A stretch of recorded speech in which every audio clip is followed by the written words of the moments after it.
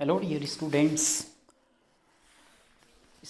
आज का मेरा लेक्चर है इस वीडियो में estimation of serum alkaline phosphatase activity, यानी कि जो एंजाइम होता है हमारा ALP बोलते हैं इसको, एल्कलाइन फॉस्फेटेज, उसको सीरम में कैसे टेस्ट करते हैं, उसकी नॉर्मल वैल्यू क्या होती है सीरम में और उसका क्लिनिकल सिग्निफिकेंस क्या है, ये सब हम डिस्कस करेंगे इस वीडियो में। ये टेस्ट LFT में आता है और स्पेशली जो है ये जो पोस्ट हिपैटिक जॉन्डिस होता है उसको आइडेंटिफाई करने के लिए करते हैं। उसको ऑब्स्ट्रक्टिव जॉन्डिस के नाम से भी जाना जाता है। इसमें इसकी एक्टिविटी जो है सीरम प्लाज्मा में वो इंक्रीज हो जाती है। ये हमारा रिएजेंट है ट्रिस कार्बोनेट बफर, जो कि इसमें हम यूज़ करते हैं। इसमें para nitrophenyl phosphate plus H2O2 और ALP एंजाइम है। MG जो है इसमें जो हमारा ये और इनऑर्गेनिक कंपाउंड्स है और पैरा नाइट्रोफिनाइल प्लस फॉस्फेट बनता है।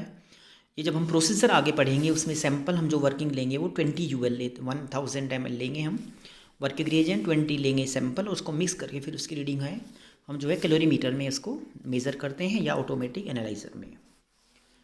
तो ALP जो होता है एल्कलाइन फॉस्फेटेज जो है एक हाइड्रोलेज एंजाइम होता है जो कि फॉस्फेट ग्रुप के द्वारा जो है वो वहाँ पे रिमूव कर दिया जाता है और इसके साथ में जो न्यूक्लियोटाइड्स होते हैं, प्रोटीन्स होते हैं और एल्कलॉइड्स होते हैं, ये इस टाइप्स में जो है मिलते हैं। इसका जो प्रोसेस होता है वो फॉस्फेट ग्रुप को जो है उसमें से रिमूव करना होता है, जिस प्रोसेस को हम फॉस्फोराइलेशन के नाम से जानते हैं। ALP जो है ये प्रिवेंट करता है हमारे टिश्यूज़ में जितने भी हैं उनको प्रिवेंट करता है, बचाता है, लेकिन पर्टिकुलरली जो है ये हमारा इसकी कंसंट्रेशन जो है ये हमारे लीवर में और बाइल जो डक्ट है उसके अंदर प्रेजेंट होती है। इसके अलावा किडनी, बोन्स, प्लेसेंटा और इंटेस्टाइनल म्यूकोजा के अंदर ये प्रेजेंट होता है। आइसो एंजाइम के रूप में ये काम करता है, जिसको हम बोलते हैं आइसो एंजाइम्स। ये 3 आइसो एंजाइम्स जो हैं ALP के होते हैं। ALP1 जो स्पेसिफिक इंटेस्टाइन के लिए होता है और ALPL जो हमारे tissues non specific liver, bone, kidney में प्रेजेंट होता है और ALPP जो स्पेसिफिक प्लेसेंटा के लिए होता है, प्लेसेंटा में ये पाया जाता है। इनको हम आइसो एंजाइम के नाम से जानते हैं। नॉर्मल वैल्यू जो होता है 20 से लेके 50 ईयर्स जो ओल्ड मैन होते हैं उसमें 53 से लेके 128 यूनिट पर लीटर होता है और जो 20 से लेके 50 ईयर तक के जो वुमेन होती हैं उसमें 42 से 98 यूनिट पर लीटर होता है और जो इसके अलावा अलग अलग जो 60 एज के ऊपर होते हैं उसमें 56 से लेके 119 यूनिट पर लीटर और वुमेन के अंदर जो होता है ये 53 से 141 यूनिट पर लीटर। चिल्ड्रन में जो होता है इसका लेवल जो है वो हाई रहता है, ड्यू टू ग्रोथ के कारण वो ज़्यादा ग्रोथ करते हैं। प्रेग्नेंट वुमेन में जो है इसका लेवल हाइयल होता है क्योंकि उसमें जो कंट्रीब्यूशन है वो प्लेसेंटा का है, प्लेसेंटा से निकलता है, ब्लड में आ जाता है, वो नॉर्मल होता है। क्लिनिकल सिग्निफिकेंस के बारे में बात करेंगे तो जो ALP टेस्ट होता है ये लीवर डिजीज़ के बारे में उनको देखने के लिए, बोन डिजीज़ के डिसऑर्डर्स, बाइलरी ऑब्स्ट्रक्शन जिसको हम ऑब्स्ट्रक्टिव जॉन्डिस बोलते हैं, और कैंसर के लिए भी करते हैं। इसके अलावा जो कंडीशंस अफेक्ट करती हैं, लीवर हेपेटाइटिस, लीवर डैमेज हो जाता है उसको देखने के लिए करते हैं। और इसके अलावा बाइलरी ऑब्स्ट्रक्शन जिसको ऑब्स्ट्रक्टिव जॉन्डिस बोलते हैं, बाइल आगे नहीं जा पाता है, ALP का लेवल बहुत इंक्रीज हो जाता है उसके लिए। और इसके अलावा बोन डिजीज़ के लिए या प्लेसेंटल डिजीज़ के लिए या कोई और जो कैंसरस प्रॉब्लम है उनके लिए जो है ये किया जाता है। इसके अलावा भी जो हम डायग्नोस करते हैं जैसे पेजेड डिजीज़ में इसको देखते हैं, वहाँ पे मालफॉर्म बोन्स हो जाती हैं, बोन्स का साइज़ गलत हो जाता है वहाँ पे। और ALP जो रिजल्ट इंक्रीज़ होता है वो कोई भी ऐसी क्लियर कोई यहाँ पर डिजीज़ के बारे में शो नहीं करता है, लेकिन ऑब्स्ट्रक्टिव जॉन्डिस में ये बहुत ज़्यादा बढ़ जाता है।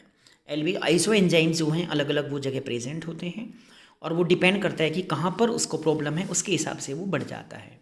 GGT जो गामा ग्लूटामाइल ट्रांसफरेज जो एंजाइम होता है वो भी किया जाता है इसके साथ में, और डिफ्रेंशिएट करता है कि लीवर में प्रॉब्लम है, बोन में प्रॉब्लम है या इसके अलावा उसको कहीं और डिजीज़ है। ये दोनों डिफरेंस करते हैं ALP and GGT। Conditions in which the is elevated हमारा बाइलरी ऑब्स्ट्रक्शन और ऑस्टियोब्लास्टिक बोन ट्यूमर, ऑस्टियोमलेसिया और हेपेटाइटिस, ल्यूकीमिया, लिम्फोमा, पैसेड डिजीज़ और सार्कोइडोसिस जो डिजीज़ के नाम है, इन बीमारी में इसका लेवल जो है बहुत ज़्यादा हो जाता है। और इसके अलावा hyperthyroidism, hyper parathyroidism, myocardial infection, MI बोलते हैं इसको, प्रेगनेंसी में जो हमारा प्लेसेंटा होता है वो रिलीज़ करता है ALP को, जो उसका आइसो एंजाइम होता है वो, इसलिए ब्लड में इसकी मात्रा ज़्यादा हो जाती है। ये इसके हमारा टेस्ट का प्रिंसिपल है। जो ALP होता है सीरम के अंदर वो एक्ट करता है एज ए सबस्ट्रेट, जो हमारा डाइसोडियम फिनाइल फॉस्फेट होता है उसको बफर के रूप में pH10 के रूप में काम करता है, अल्कलाइन pH पे रिएक्शन करता है। टेम्परेचर शुड भी 37 डिग्री टेम्परेचर होना चाहिए और वो लिबरेट करता है फिनॉल को। उसके बाद फिनेल जो कंडेंस करता है 4 अमाइनो एंटीपायरिन जो है इसकी एल्कलाइन प्रेजेंस में, और ऑक्सीडाइज करता है वो पोटेशियम फेरिसाइनाइड, और वो वहाँ पे रेड कलर जो है वहाँ पे बनता है। उसको हम कैलोरीमीटर में नापते हैं 520 नैनोमीटर में, या जो हमारे पास ऑटोमेटिक मशीन होती है जिसको बायो एनालाइजर बोलते हैं हम, या जो हमारे पास स्पेक्ट्रोफोटोमीटर है उसमें भी हम इसको मेजरमेंट कर सकते हैं। रिएजेंट में हमारे पास होना चाहिए बफर सबस्ट्रेट pH10 होना चाहिए, phenol standard, chromogen reagent 4 amino antipyrine 0.6% और पोटेशियम फेरिसाइनेट 2.4% हमारे पास ये रिएजेंट होने चाहिए जब हम इस टेस्ट को परफॉर्म करेंगे। ये हमारा यहाँ पे प्रोसीजर है। सबसे पहले बफर सबस्ट्रेट pH जिसका 10 है वो लेंगे 0.5 ml in each test tube. हम 3 टेस्ट ट्यूब लेबल करेंगे BST ब्लैंक स्टैंडर्ड टेस्ट, और इनको लेबल करने के बाद में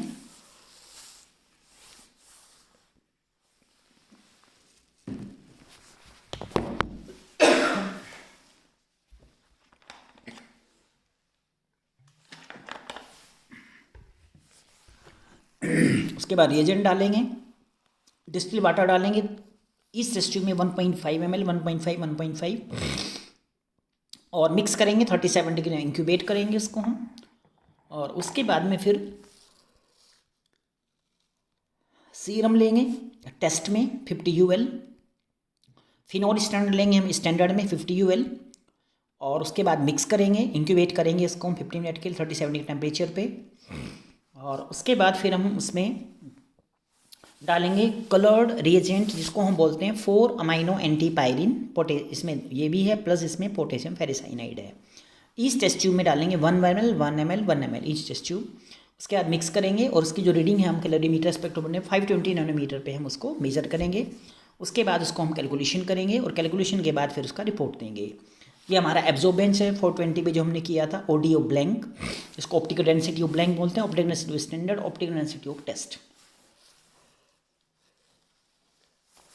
कैलकुलेशन में जो एल्कलाइन फॉस्फेटेज है उसकी एक्टिविटी IU पर litre is equal to OD of test minus OD of blank divide by OD of standard minus OD of blank into concentration of ये स्टैंडर्ड, जो हमारा कंसंट्रेशन होता है। उसके बाद इसका रिपोर्ट हम जो है आगे दे देंगे। ये हमारा क्लिनिकल सिग्निफिकेंस है कि नॉर्मल सीरम जो एल्कलाइन फॉस्फेटेज होता है वो थोड़ा बहुत होता है, और वो डिस्टिंग करता है जो उसके आइसो एंजाइम्स होते हैं उनके ऊपर डिपेंड करता है, और ये पाया जाता है लीवर, बोन, प्लेसेंटा और हमारे जो लेस कॉमन स्मॉल इंटेस्टाइन में भी पाया जाता है। फिजियोलॉजिकल जो उसका वेरिएशंस होते हैं उसमें पेशेंट जो है 80 ईयर के बाद जो है थोड़ा सा बढ़ जाता है, उसका लेवल जो है इंक्रीज हो जाता है ALP का। इंडिविजुअल जो ब्लड ग्रुप्स होते हैं, ब्लड टाइप्स O, B जो है इनमें भी थोड़ा बहुत जो है वो ज़्यादा मिलता है देखने के लिए फर्स्ट जो हमारा ALP होता है, क्योंकि और कुछ खाने के बाद अगर फैटी आपने कुछ खाया है तो इसका जो लेवल है थोड़ा सा इन्फ्लुएंस करता है, वो बढ़ जाता है। इसके अलावा जो नॉन पैथोलॉजिकल कुछ एलिवेशन चिल्ड्रंस हैं, बच्चे हैं जो ग्रोथ करते हैं, उनमें एल्डोस्टेरोन ज़्यादा होता है, उसके कारण भी जो है ग्रोथ करने के कारण ये मिलता है उसके अंदर में, और हाई हो जाता है थोड़ा बहुत नो प्रेगनेंसी में, तो वो प्लेसेंटा के कारण प्लेसेंटा इसको रिलीज़ करता है, इसलिए वहाँ पे भी हो सकता है।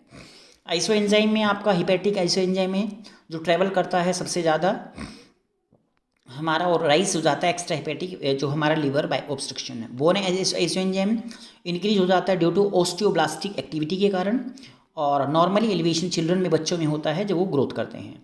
प्लेसेंटल आइसो एंजाइम में बढ़ जाता है जब 6 वीक होते हैं उसको प्रेगनेंसी के लास्ट में।